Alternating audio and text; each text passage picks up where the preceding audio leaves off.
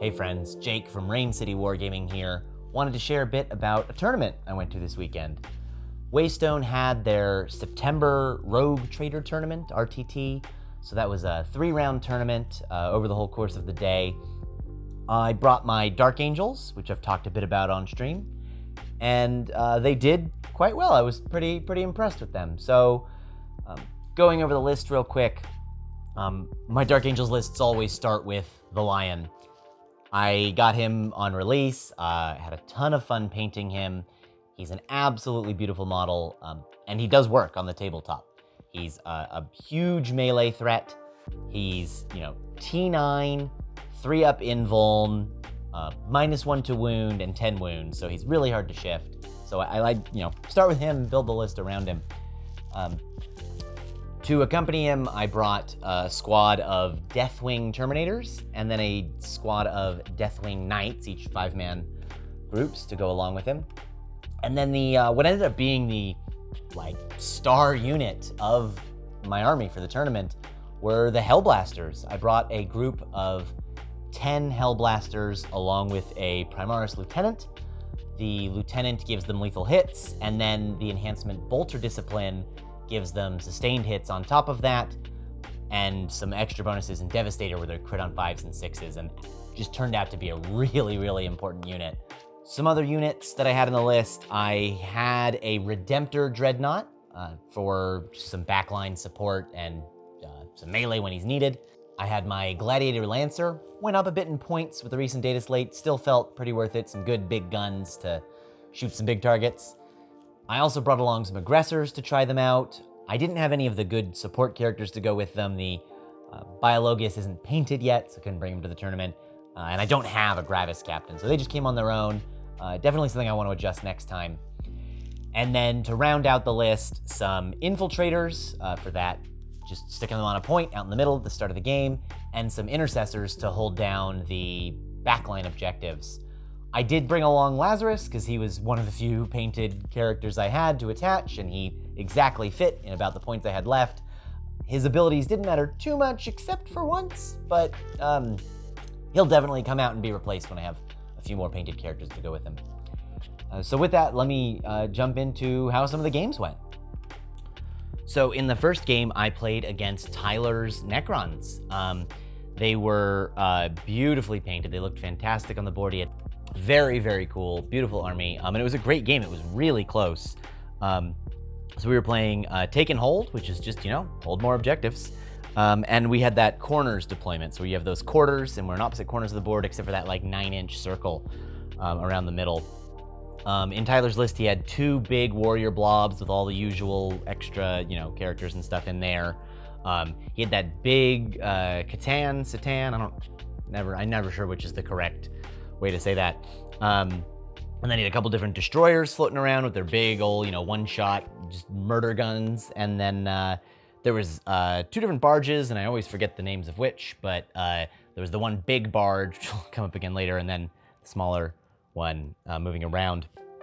In our deployment, I sort of just, tucked mostly into a little castle to just hide from some shooting and stuff in case I didn't go first. And then I had the Terminators off to one side to try and, go up to the objective on the left. And then the Infiltrators just on the objective on the right, hidden behind something. Turn 1, my Hellblasters literally stepped out of the building, targeted the warrior blob, and deleted it. They actually, with their shots, plus the couple guys who died getting to shoot again, had just enough to clear the warriors and get through to the Lord. The Lord survived, but you can't reanimate warriors that are all dead. And actually, same thing, turn 2, they moved forward, took a couple casualties, but then cleared the second blob of warriors in turn 2. I think those warrior blobs have been one of the hardest things to deal with for Necrons. You can either clear them or you can't, and if you can't, there's no use chipping away at them because they come right back. Other big plays in this game, Tyler teleported the Catan to my backline in, I think it was the first turn, maybe the second turn, to get deploy teleport homers.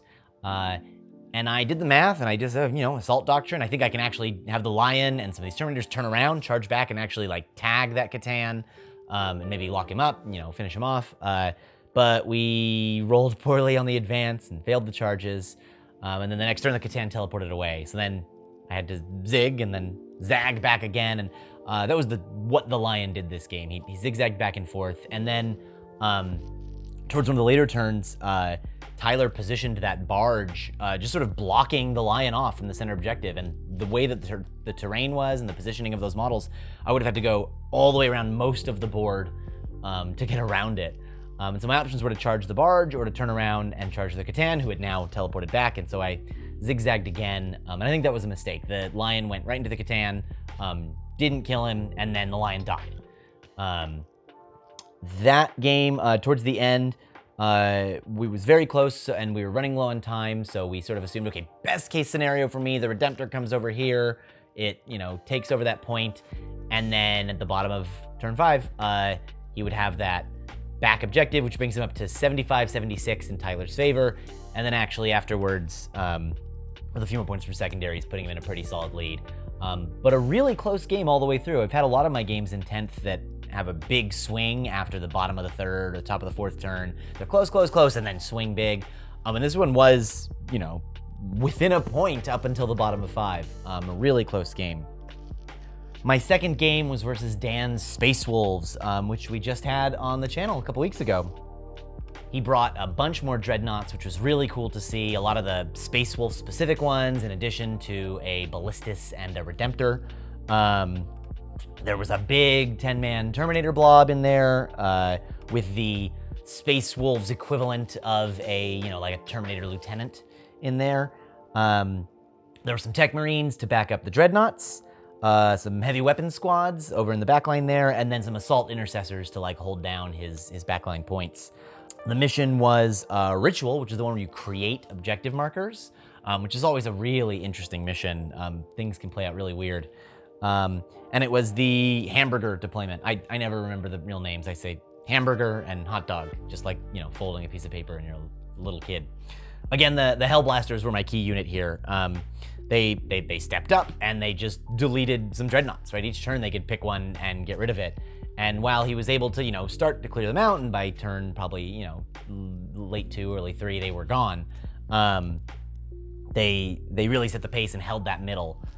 Also, over on the side, we had a place where the aggressors had created an objective, and I had positioned them thinking the Dreadnoughts were coming after me, because they had to come all the way around that wall of the building, so I was sort of slowing them down by a turn or two by tucking in the back corner there. But then Dan made a great positioning play for his Terminator squad deep striking in to shoot the Hellblasters and finish them off, and then to make a charge over onto the aggressors, clear them, and take that point.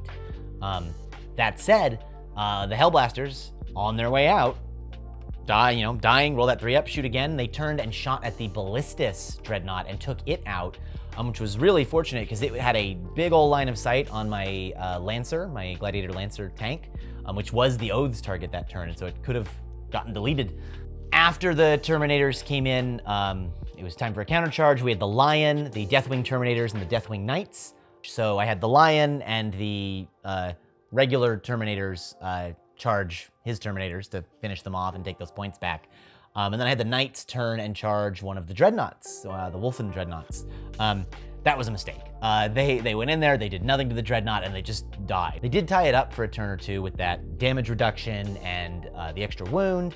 So maybe not entirely a mistake, because then otherwise that Wolfen might have come into the Lion. And then he responded by bringing the Dreadnoughts around to come and fight the Lion. And then we reached time at the bottom of 3, and rather than try and talk out 2 turns, we just called it there. I was a little in the lead, and just from where the units were falling, that lead was going to compound over the next turn or two. And that was 55-43 at the end. My last game of the day was against Jake's Chaos Knights, which we also just saw on the channel. But he brought a very different list. So it was 3 Tyrants, because he wanted to play with that deep strike bubble of just 36 inches of no, you may not come on the board. He brought, of course, the Changeling. Jake keeps saying this is an auto take for any Chaos army, and I'm inclined to agree with him. It seems like a great unit. And then 2 groups of 3 Flamers so that they could, in deep strike, so they could pop in on back lines for objectives. This was the Scorched Earth mission, which is the one where you burn an objective for points. And this was the, I think it's called Dawn of War, the Hot Dog deployment, long board edges, which is also interesting against the Knights because there are a lot of long sightlines there. As it was the theme for the day, Hellblasters saved the day here. 2 of the Tyrants had short-range weapons, 1 had long-range weapons. Jake went first. Turn 1, stepped that long-range weapon into a building, and actually, Hazardous took 3 wounds off on himself. Then on my turn, Hellblasters stepped forward in Devastator Doctrine, delete the Tyrant. After that, one of the short-range Tyrants stepped forward, tried to clear the Hellblasters, and failed, unfortunately for Jake. Only took out 1 or 2, which then got to shoot at him. And then on my turn, the Hellblasters shot into that Tyrant, as my Oath target, and then the aggressors and the Deathwing Knights came in, charged, and cleaned up that Knight. The rest of the game was a lot of just cleaning up what's left. It was pretty clear that I was gonna, table Jake at that point. But even going into the top of 4 or so, it was like 48-49. He had some flamers in the back line that were trying to take my home objective. The other Tyrant had these 18-inch anti-monster guns with devastating wounds, which means if he hits the lion, he deletes the lion with all that damage. So I kept sort of positioned the lion and ran him down the board, hiding from that Knight while trying to clean up the Changeling. Fun fact about charging the Changeling, when you go to attack, you have to make a Battle Shock test, and if you fail, you don't get to attack with all 5 Deathwing Knights. They just stand there. Fortunately, the aggressors were nearby, and they passed their Battle Shock and were able to clean up the Changeling. And then with a bit of backline shooting and charging, cleaned up those flamers. And last but not least, the Hellblasters came around and finished off the 3rd Tyrant. Overall, I had a great time at the tournament. I did much better than I was expecting. I'm usually, I win 2-1 or 1-2 for my, a 3-game tournament like this. And I was 2-1 this time. And that first game was really close. Like I was saying, 75-76 going into the bottom of 5. Some lessons. Positioning of the lion. I've learned over and over that the thing that wins or loses me games of the Dark Angels is the lion. Where he is, whether I misplay with him, whether I make a good play with him. In the game versus Tyler, him getting caught zigzagging and then charging the Catan when he probably should have charged the barge, I think might have swung that game for me there. Other highlights, I've said it again and again, the Hellblasters were amazing. Hellblasters, the Lieutenant with Bolter Discipline. I'm gonna be bringing that in every list until they get nerfed. I do wanna pump up the aggressors, so I'd love to bring the new Biologus Apothecary to give them the lethal hits, like a Lieutenant. And I think I'm gonna swap the Redemptor for a Ballistus Dreadnought. A little cheaper, gives me a little more room to fit those, that Biologus and maybe even a Gravis Captain in. For the role that the Dreadnought's playing as a, long-range melee threat, I think the Ballistus can fill that role for fewer points than the Redemptor. And that's all I got. I was pleasantly surprised how well I did. I had a great time. And hopefully we'll follow up with some more of these and see you guys next time. Bye-bye now.